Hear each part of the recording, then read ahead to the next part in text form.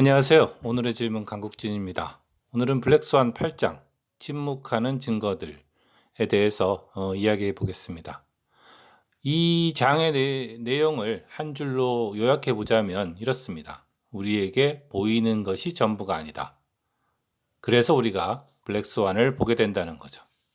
그런데 왜 우리에게 보이는 것이 전부가 아닐까요? 첫째로 우리 눈에 보이는 것들에는 이유가 있기 때문입니다. 보통 커다란 성공이나 아주 슬픈 거대한 비극은 우리에게 잘 보이게 되죠. 그래서 우리는 우리가 보게 되는 것들은 그냥 보게 되는 것이 아니라 이렇게 우리 눈에 잘 띄게 되는 것을 보게 되는 것이죠. 대표적인 것이 우리는 아주 성공한 기업가들에 대한 이야기를 많이 듣습니다. 그리고 그런 성공한 사람으로부터 어떻게 하면 성공한 기업가가 될 수 있는가 이런 것을 많이 배우려고 하죠. 그 사람들에 대한 동영상도 많고 책도 많습니다. 문제는 이렇게 성공한 기업가들을 보면서 그들의 특징을 관찰하고 배우면 과연 성공한 사람이 될 수 있을까 하는 것입니다. 세상에는 그들처럼 살았지만 실패해서 사라진 기업가가 얼마나 있을까요? 그런 것을 우리가 생각해 보지 않고, 다시 말해서 성공한 사람뿐만 아니라 실패해서 사라져서 잘 보이지 않게 된 사람을 주목하지 않고 그냥 우리 눈에 잘 띄는 것에만 주목해서 어떤 결론을 내리면 우리가 실수를 할 수 있다는 거죠. 그래서 우리에게 보이는 것이 전부가 아닌 상황이 벌어지는 것입니다. 우리가 잘 보이는 것에만 집중을 하면 이렇게 착시가 생기기 쉬운데요. 다른 예들도 여러 가지 말할 수가 있습니다. 첫 번째 예는 좀 우스운 얘기인데, 예를 들어서 우리가 성공한 농구 선수들만을 본다고 합시다. 그러면 우리가 발견하는 것은 그 농구 선수들이 대부분 키가 아주 크다는 거겠죠.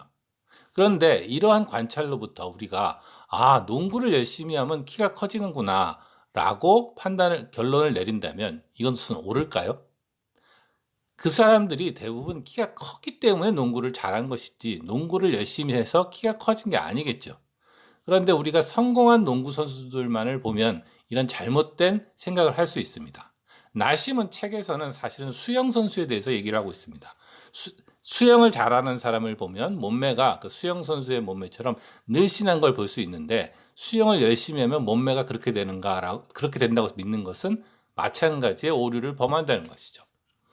다음 예는 더 심각한 것인데요. 우리가 종종 뉴스를 보면 비극적인 뉴스를 봅니다. 예를 들어서 아주 큰 홍수 피해가 났다고 합시다. 그럼 우리는 방송에서 홍수 피해 얘기를 듣고 그 많은 피해는 알고 보면 천재이기도 하지만 인재이기도 해서 우리가 미리미리 이랬으면 좋았을 것이다 라는 얘기도 하고, 그 홍수를 막기 위한 돈도 더 많이 투자하고 이런 얘기가 꼭 나옵니다. 그런데 나심이 지적하기를 우리는 물론 그런 사람들을 도와야겠지만 문제는 우리가 이렇게 잘 보이는 비극적 홍수 피해에 집중한 결과 우리가 어딘가에 또 다른 피해를 만들고 있지는 않나, 이걸 생각해 봐야 된다는 겁니다. 왜냐하면 결국은 전체 예산의 규모는 비슷하다고 봐야 되거든요. 그러니까 우리가 눈에 잘 띄는 비극적 홍수에다가 돈을 몰아준다는 것은 반대로 우리 눈에 잘 안 보이는 데에서 돈을 뽑아온다는 뜻도 됩니다. 그렇게 되면 어떻게 될까요? 우리 눈에 잘 안 보이는 곳이 더 취약해지겠죠. 그러니까 되돌려 말하면 오늘의 홍수 피해는 혹시 작년의 산불 피해 때문이 아닐까 생각해 봐야 된다는 겁니다. 산불 피해가 크게 났을 때 산불 피해를 막 주목하면서 글로 돈을 몰아넣으면 홍수 예방에 들어갈 돈이 없어질 수도 있었겠죠. 그러면 홍수 피해가 나고 나서야 하면서 다시 홍수에 집중하고 이러면 어떻게 됐습니까? 결국 잘 보이는 것에만 집중하면 이런 문제가 생길 수 있다는 겁니다. 나심이 들고 있는 또 다른 예는 이런 게 있습니다. 이게 약에 대한 건데요. 우리는 보통 어떤 사람이 약을 먹고 죽으면 죽은 피해자에 주목을 합니다. 그 약이 구해낸 사람들은 그렇게 눈에 띄질 않아요. 혹시 약을 안 먹고도 살 수 있지 않았을까? 뭐 이런 생각도 하죠. 그래서 사실은 어떤 약이 수없이 많은 사람을 구했지만 몇 명을 죽였더라도 우리는 주로 몇 명을 죽인 경우에 주목하고, 뭐 그런 제약사나 의사, 그런 약을 처방한 의사를 고소한다든지 하는 일을 할 수가 있는 겁니다. 문제는 이런 일이 반복이 되면 사실은 굉장히 높은 확률로 사람들을 구할 그런 약도 이런 고소나 사람들의 그 호소 때문에 세상에 나올 수가 없을 수도 있다는 거죠. 실제로 지방 그 코로나 시국에서 백신을 가지고 비슷한 일이 있었습니다.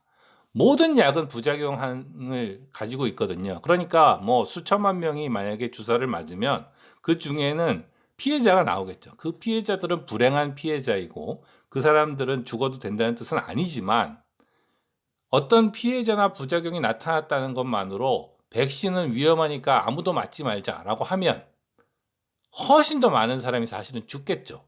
그런데 우리가 어떤 우리 눈에 잘 띄는 피해라든가 성공이라든가 이런 거에 주목을 하게 되면 이런 잘못된 판단을 내릴 수도 있다는 겁니다. 그리고 우리는 엄청난 피해를 입는 블랙스완을 만나게 될 수도 있다는 거죠.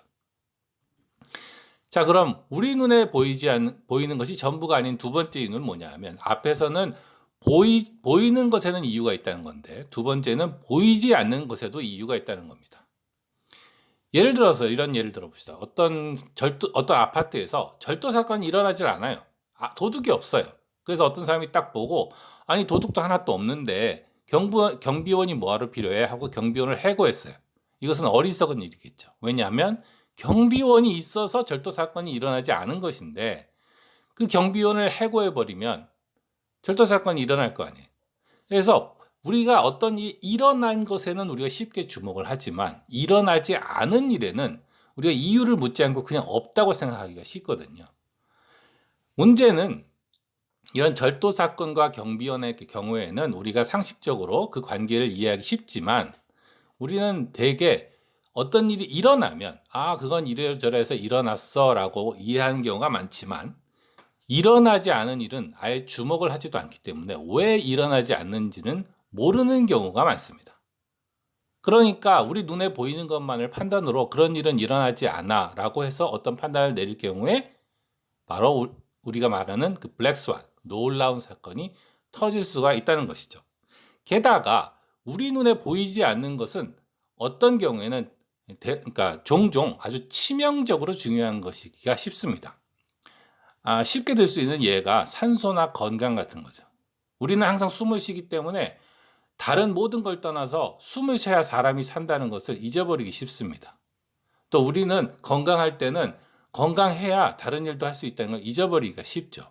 그래서 살면서 그 부분을 잊어버리기가 쉬워요. 그냥 당연히 숨을 쉴 수 있는 것이고 당연히 건강은 한 것이고 그러다가 어느 날 그런 치명적으로 중요한 것에서 문제가 생기면 다른 모든 것이 무너질 수 있는 것이죠. 우리는 우리의 행운을 능력으로 과신하는 경우가 있다고 나심은 지적합니다. 인간이 진화를 해서 지금에 이르렀다고 할 때 우리는 보통 그것을 어떻게 이해하냐면 인간은 특별한 능력이 있어서 선택되어서 지금까지 살아왔다고 생각하지 이 진화의 과정을 행운의 과정으로 생각하지는 않아요. 다시 말해서 내일이라도 어떤 특별한 일이라서 인류는 멸종하고 먼 훗날 뒤돌아보면 인간은 원래부터 결함이 있었기 때문에 그렇게 금방 멸종할 수밖에 없었어 라고 판단할 수 있는데도 지금 우리가 지금까지 살아남았다는 이유로 우리는 특별한 능력이 있다고 생각하는 거죠. 우리가 운이 좋아서 행운으로 지금에 있다고 생각하지 않기 때문이죠. 앞에서 말한 대로 우리는 일어나지 않는 일, 다시 말해서 인류의 멸종 같은 일에 대해서는 왜 우리가 아직도 살아남고 있는지를 정확히 몰라요.